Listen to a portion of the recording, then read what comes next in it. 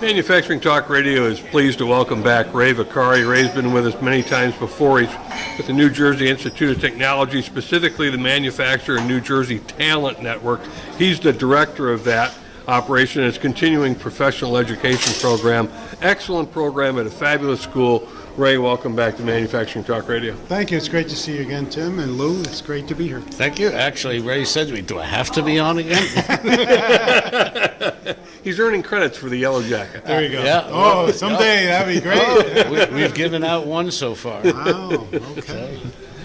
Ray, give our listeners and viewers a little sense of what Manufacturing New Jersey Talent Network does. That's a really important program. You're doing very well with it. Oh, yeah. Excellent. There's so many things going on. First of all, I want to say welcome everybody to National Manufacturing Day. Yes. This is going on throughout the whole country. Yep. Activities like this is great.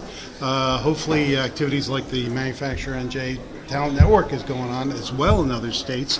Basically what we do is we meet with manufacturers around the state of New Jersey and talk about their workforce needs. They're all hiring. They can't find people with the right skill sets. And so we find out what those skill sets are, and then we talk to educators throughout the state, the community colleges, the VOTEC or CT schools, universities, get them to develop the curricula that people can take to get trained, to get those jobs, achieve those jobs. And then the hardest part is to talk to young people and get them interested in manufacturing as a career. Because we know everybody's focused on college and, that's the way to be successful. But we really would like to get kids to go right out of high school and go get to work, go to a job, Right. develop a career, and let the company pay for their college education. We've met with many of the students here today and in the past, and I think that there's changes happening, at least since Tim and I have been doing this now for 4 years. Mm-hmm. The mood and mode is changing. Yes, absolutely. Yes. We had a family come join us earlier, which you. I thank you for bringing them over. Yes. And I believe they're up for Innovator of the Year. Okay. Is that correct? Could be.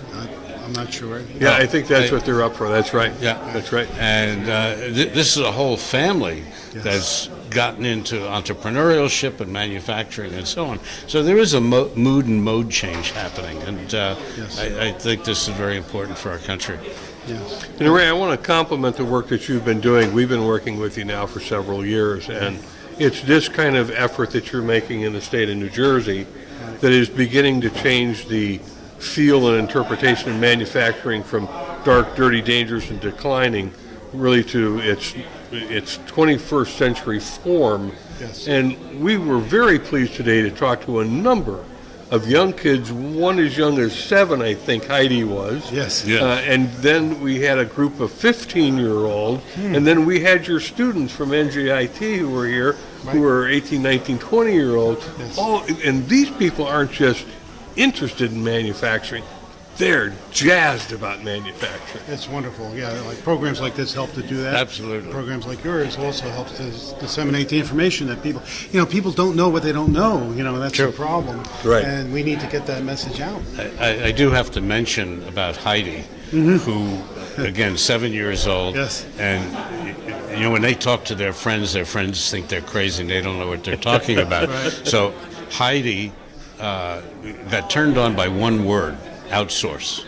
And from that, she generated a multitude of words and created a dictionary of entrepreneurship and manufacturing. Wow. For their friends, so that they understand what they're talking about. We saw the dictionary. It had to be a 200-page book.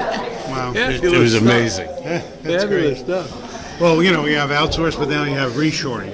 Companies are coming back to Right. America. They're coming back to New Jersey, and that's exciting. Yes. Clearly, one of the things that's been discovered, it seems so easy. Gee, the labor pool is less expensive overseas, so I'll push my product over there. I can bring it back in a finished state and sell it for a more competitive price. But one element was missing, and that was quality. Yes. And the quality of the U.S. manufactured product is just admired all around the world. It is. And you guys know, do I understand that NJIT is actually putting in a production operation to be able to teach its students? We're putting in what's called a makerspace. Right. A lot of makerspaces around the United States and around the world, I assume. But this is a 20,000 square foot facility that has, the CNC machines, the laser machines, Right. the 3D printers, and a million, so that NJIT students can get hands-on experience Right. in the production equipment that we're talking about. Right. And also the surrounding community can share in that, the use of that facility. Yeah. Oh, is that right? Oh, yeah, absolutely. Yeah, we could have other students come in from outside and learn how to use the equipment. Yeah. Do they use any of the product coming off those lines for projects around the university? Yes, absolutely. There are a number of competitions that the Oh. school participates in, and this is a great. They have, I think it's the Bayou. There's a car that they make. They compete, through nationwide, and this is Right. an opportunity for them to use the materials and the equipment there to build that car. Yeah.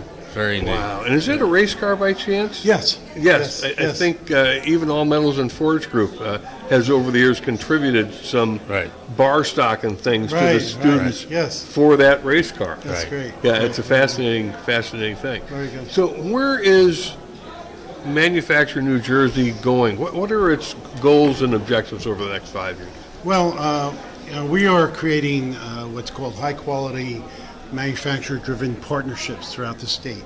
So we're seeding organizations in different sections of the state, the north, the central, and the south, creating these opportunities for manufacturers to tell us what their needs are and to help work with educators and develop career pathways. So those are a series of meetings that we're having. More and more manufacturers are getting involved with this. They're running these programs, and we're helping out. The other thing that we're doing is focusing on apprenticeships. There's been a lot of great. talk about apprenticeships, and what we've done is Manufacturer NJ Talent Network is now a sponsor of apprenticeships in New Jersey for manufacturers. Really? And what that means is we help manufacturers identify potential apprentices. We help them set up the program. We help them identify which jobs are apprenticable for them.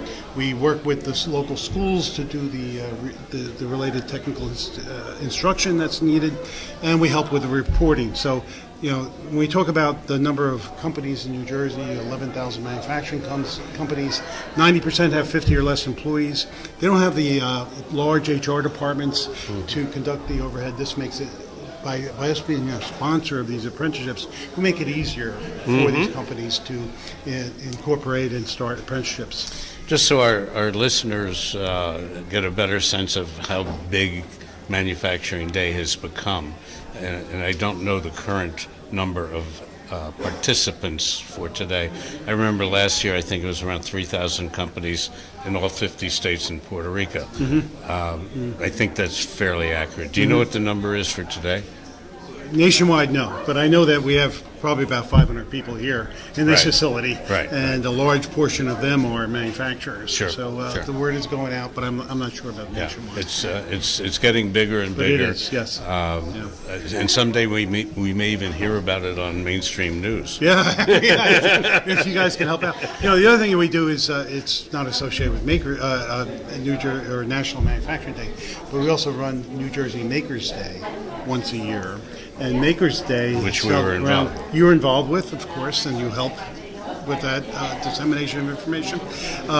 It's usually around the end of March. It's a Friday and Saturday in March.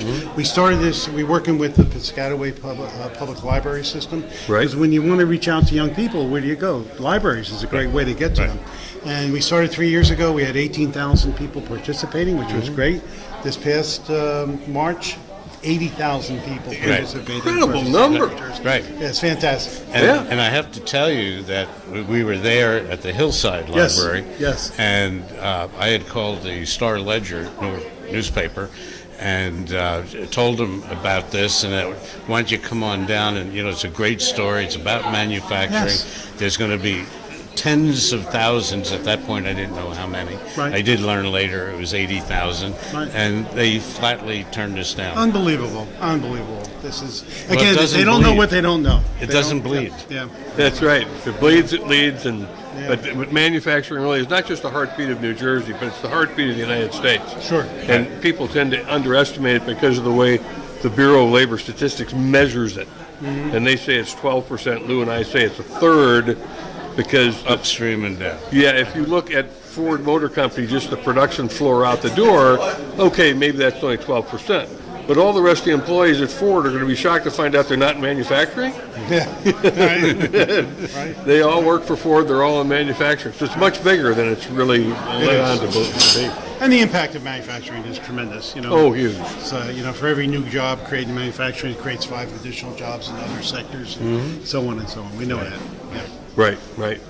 Well, Ray, we always enjoy speaking with you. I have to ask you one more question because of the apprenticeship programs you're putting together. It sounds to me like when you put those together, you make it easier for the smaller company to not have to reinvent the wheel at every single company. Correct, absolutely. And in a lot of these companies, they recognize that they have to train people. Sure. So why not have a formal program? Right. Where the employee gets a nationally recognized credential. We find that 90% of people that get their apprenticeships with companies after 2 years are still with the company. So retaining these employees is important to a lot of these companies, and that's what's going on. As opposed to the college students who flunk out after the second year. I can't imagine a finer apprenticeship program than one developed by Manufacturing New Jersey Talent Network and your specific continuing professional education program under the umbrella of NJIT. Thank you. Great school. You're doing great work. Ray, thanks for being with us. Thank you very much, Tim. Good to see you again. Good to see Thank you. you. It was a pleasure. Thank you very As much. always. Thank you. Thanks for joining us on Manufacturing Talk Radio. You can hear our next broadcast each Tuesday at 1 p.m. Eastern Standard Time at mfgtalkradio.com.